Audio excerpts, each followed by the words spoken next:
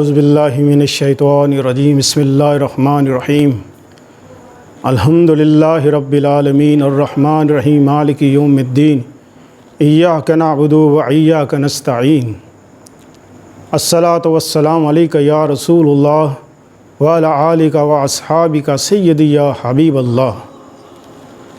اسلامی باتیں چینل سے قاری محمد ریاض قریشی کا سلام۔ السلام علیکم ورحمۃ اللہ وبرکاتہ۔ پاکستان میں اور پاکستان سے باہر سننے والے جو لوگ بھی ہمیں سنتے ہیں، ہم ان کے لیے دعا گو ہیں کہ اللہ تعالیٰ آپ کی روحانی، جسمانی، اندرونی، بیرونی بیماریاں دور فرمائے۔ ناظرین محترم، یہ چار بیماریاں، روحانی بیماری، جسمانی بیماری، اندرونی بیماری، ذہنی بیماری، آج ہم آپ کو یہ بتائیں کہ روحانی بیماری کیا ہوتی ہے۔ روحانی بیماری روح کی بیماری ہے۔ روح بھی بیمار ہوتی ہے، اور روح کس طرح بیمار ہوتی ہے، کس طرح برباد ہوتی ہے، آج ہم نے آپ کو یہ بتانا ہے۔ اللہ پاک نے جب انسان کو اس دنیا میں بھیجا تو پاک صاف روح دے کے بھیجا۔ اس کی آنکھیں بھی پاک، زبان بھی پاک، روح بھی پاک۔ اور جب انسان جوں بڑا ہوتا جاتا ہے اور اپنے برے اعمالوں سے اپنی روح کو برباد کر بیٹھتا ہے۔ روح برباد کیسے ہوتی ہے؟ روح برباد ہوتی ہے ڈرامے، فلمیں، گانے سننے سے، مووی دیکھنے سے، اور جو آج کل معاشرے میں انگلش موویاں ہیں اور بے حیائی موویاں ہیں، ان چیزوں کو دیکھنے سے، جھوٹ بولنے سے، حرام کھانے سے، غیبت کرنے سے، ان سب چیزوں سے روح برباد ہوتی ہے۔ ہوتا کیا ہے کہ جب انسان آپ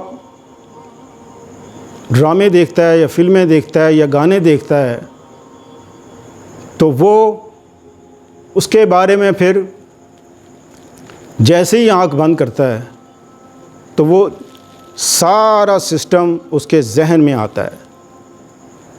تو سوچ سے بھی، یعنی کہ انسان جب سوچتا ہے تو سوچنے سے بھی روح برباد ہوتی ہے کہ وہ سوچتا کیا ہے۔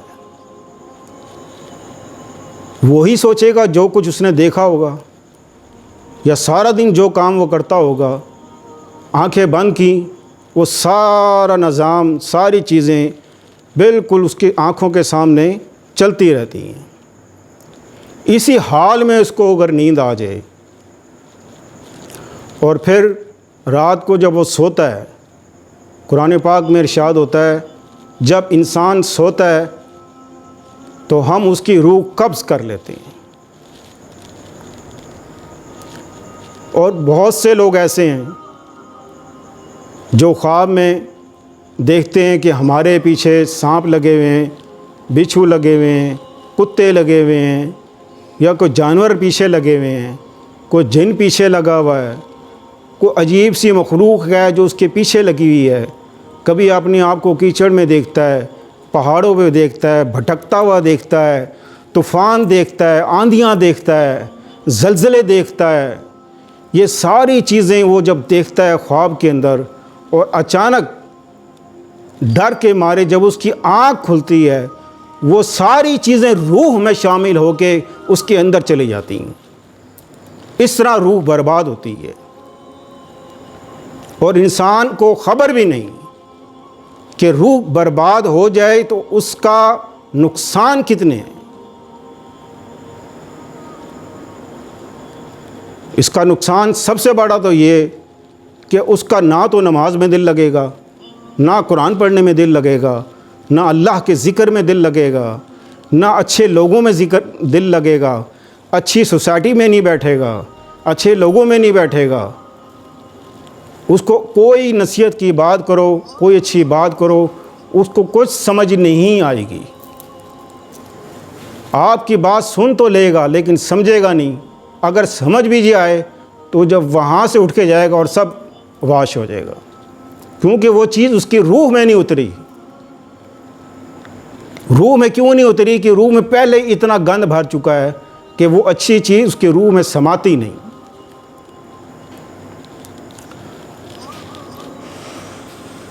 جب انسان مر جاتا ہے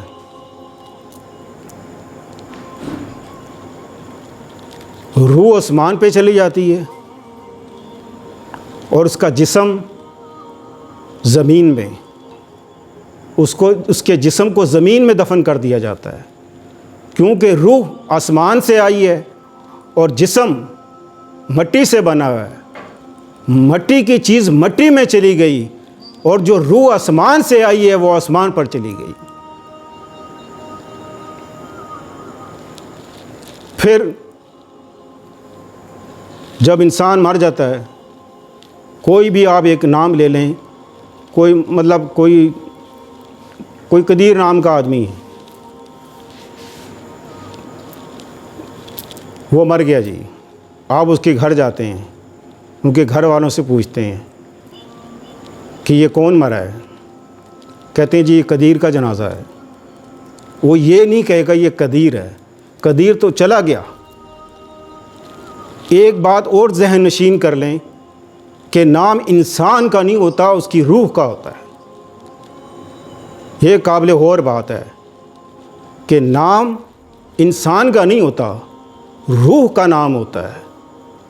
جب انسان مر جاتا ہے تو ہم کہتے ہیں کہ یہ قدیر کا جنازہ ہے، یہ نہیں کہیں گے کہ یہ قدیر ہے۔ جب اس کو دفنا دیا جاتا ہے تو ہم کہتے ہیں یہ قدیر کی قبر ہے۔ روح آسمان پہ چلی گئی۔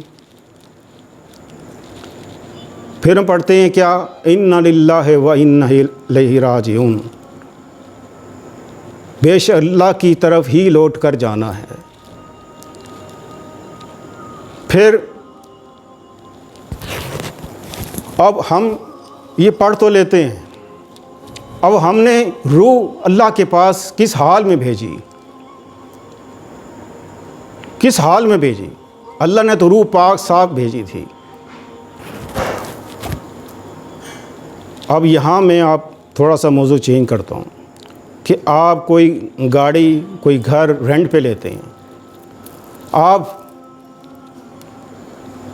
رینٹ کی بات کرتے ہیں، بات ہوگی اتنے میں یہ رینٹ مقرر ہو گیا، وہ گاڑی آپ کو اچھی طرح چیک کر کے دے گا، یہ دیکھیں جی یہ گاڑی بالکل صحیح ہے، کہیں سے بھی کوئی ڈیمیج نہیں ہے، بالکل صحیح حالت میں گاڑی آپ کو ملے گی۔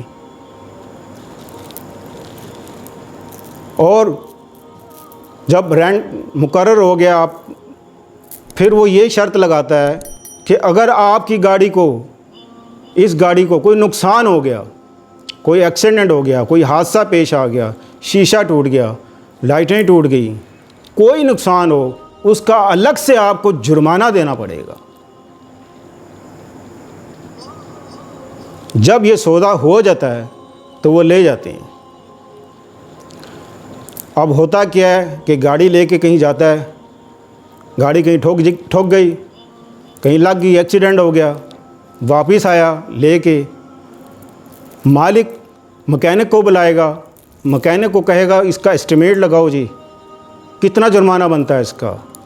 وہ کہتا ہے جی اتنا جرمانہ اس کا بنتا ہے، یہ جرمانہ بھرے گا، وہ جرمانہ آپ کو دینا پڑے گا، تب وہ اصل حالت میں آئے گی۔ اسی طرح ہم جو روح کو برباد کر کے اللہ کی طرف بھیجتے ہیں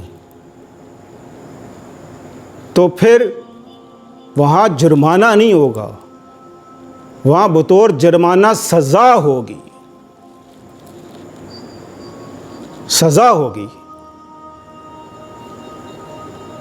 اب سزا کیا ہوگی یہ اللہ جانتا ہے کہ کس طرح آپ وہ روح کس قدر تک خراب تھی، کتنی خراب آپ نے روح کی کہ اس کا حساب کتاب اللہ تعالیٰ آپ سے لے گا۔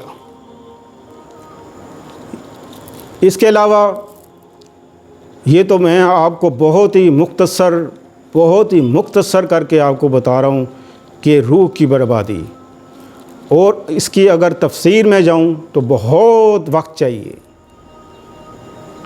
تو مزید معلومات حاصل کرنے کے لیے اگر آپ کچھ پوچھنا چاہتے ہیں ہم سے کہ اور کون کون سے ایسی چیزیں ہیں جس سے روح برباد ہوتی ہے، خراب ہوتی ہے، اور اس کا حل کیا ہے،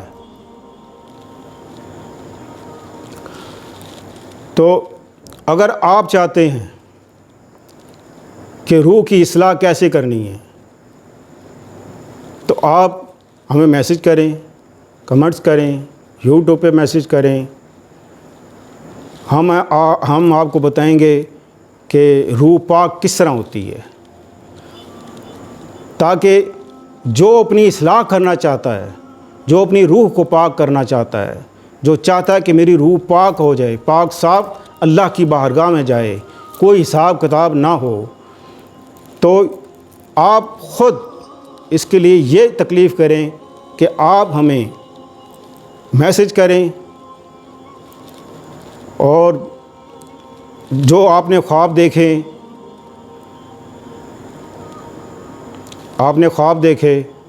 کسی قسم کا بھی آپ کسی خواب سے آپ پریشان ہیں، وہ اس کی آپ تعبیر پوچھنا چاہتے ہیں، آپ ہمیں کمنٹس کریں، انشاءاللہ ہم آپ کی خوابوں کی تعبیر آپ کو بتائیں گے، اور جس سے اور لوگوں کو بہت فائدہ ہوگا۔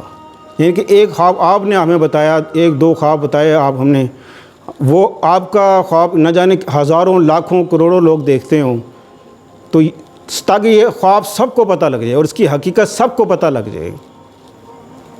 اے اللہ تو میری روح اور میری سوچ کو اچھا کر دے، اے اللہ تو میری روح اور میری سوچ کو اچھا کر دے، اب تو جیسا چاہتا ہے ویسا کر دے۔